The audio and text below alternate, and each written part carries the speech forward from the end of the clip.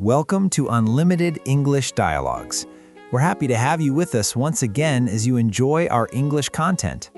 In today's dialogue, you're going to listen to a natural conversation between two friends talking about health, mental health, and everyday habits. They discuss how mental and physical health are connected, how burnout often builds slowly, and why small changes can make a big difference over time. As you listen, pay attention to how they express feelings, give gentle advice, and share personal experiences using natural, everyday English. This dialogue is designed to help you improve your listening skills while learning useful expressions you can apply in real-life conversations. Now, let's get started. Hey, you look exhausted. Long day? Yeah, one of those days that feels long even though it wasn't supposed to be. I slept badly, rushed in the morning, and everything just felt heavier than usual. I know that feeling. Sometimes it's not even about how many hours you work, but how drained you feel while doing it. Exactly. I keep asking myself why I feel tired all the time. I'm not sick and I don't work insane hours, but my energy is just low. Do you think it's more physical or mental? Honestly, mostly mental. My body's tired too, but my mind never really switches off. Even when I'm resting, I'm thinking about what I should be doing next. That's a big one. If your mind doesn't rest, your body never fully recovers. True. I sit on the couch, scroll on my phone, and call it relaxing, but I don't feel refreshed afterward. Same here. It's like we confuse distraction with rest. Yeah, and the worst part is that I know it, but I still do it. We all do. It's easier to scroll than to actually slow down and sit with your thoughts. So what do you do when you start feeling burned out? I don't always handle it well, to be honest, but lately I've been trying to pay attention to early signs, like irritability, poor sleep, or that constant feeling of being behind. I've definitely been more irritable. Small things annoy me way more than they should. That's usually my first warning sign, when everything feels like an effort, even simple tasks. Yeah, even cooking feels like a chore now. I used to enjoy it. That's important. Losing interest in things you normally enjoy is a signal you shouldn't ignore. I guess I always thought burnout was something extreme, like people collapsing from work. A lot of people think that, but burnout often builds quietly. It's not dramatic at first. It's subtle and slow. Do you think lifestyle habits really make that big of a difference? Absolutely. Not overnight, but over time they add up. Sleep, food, movement, and stress management, they're all connected. Sleep is definitely my weak point. I go to bed late, wake up tired, and then rely on coffee to survive the day. Same here. The problem is that caffeine helps short term, but it doesn't replace real rest. I know. Sometimes I feel like I'm borrowing energy from tomorrow.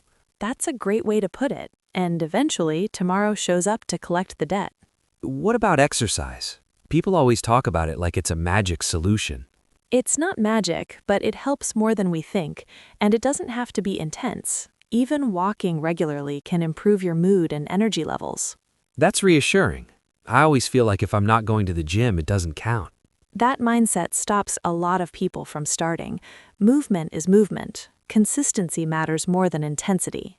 I guess I've been waiting for the perfect routine instead of just doing something.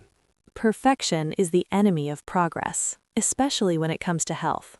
What about mental health? People talk about it more now, but it still feels hard to deal with. It does, because mental health isn't always visible. You can't always explain why you're feeling off, and that can be frustrating. Exactly. Sometimes I feel guilty for feeling stressed when nothing is really wrong. That guilt makes things worse. Stress doesn't need permission to exist. Your feelings are valid even if you can't justify them logically. That's comforting to hear. I tend to compare myself to others and think I shouldn't complain. Comparison is dangerous. Everyone carries something you can't see. Do you ever feel pressure to be productive all the time? All the time. There's this unspoken idea that if you're resting, you're being lazy. Yes, like rest has to be earned. Exactly, but rest is not a reward, it's a requirement. Without it, productivity drops anyway. That makes sense, but it's hard to change that mindset. It is. It takes practice. Sometimes you have to consciously give yourself permission to slow down.